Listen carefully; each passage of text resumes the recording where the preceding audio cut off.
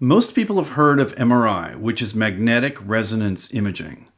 It's the best scanning technology for getting high-resolution anatomical pictures of any part of your body, and it's especially useful for the brain. But most people haven't heard of MEG, which is magnetoencephalography. MEG measures brain activity, millisecond by millisecond, but it doesn't take pictures of the brain like MRI does.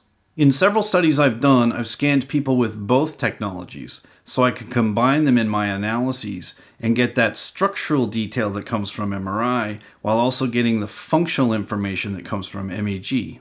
This allows you to make movies of the working brain while someone performs different tasks, and you can see the patterns of activity with temporal precision.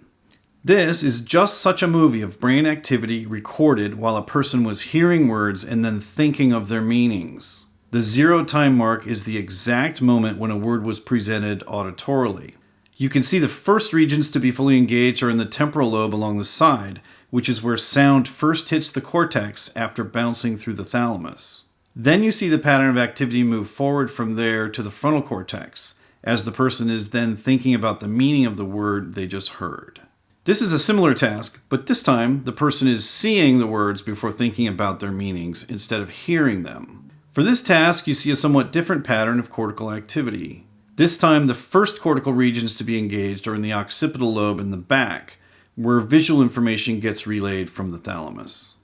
Then, the pattern of activity moves forward from there to frontal cortex again, as the person is thinking about the meaning of the word they just read. With this rare, detailed combination of information about both the timing and the location of brain activity, this multimodal imaging technique becomes a really powerful tool for studying human brain function. With even just these 2 movies, you can see important principles about human functional brain organization. You can see the different cortical input pathways for the visual and auditory sensory modalities, and you can see the front-to-back separation of sensory-perceptual processing versus the more truly cognitive processing. If anyone wants to read source publications, I've cited some in the description.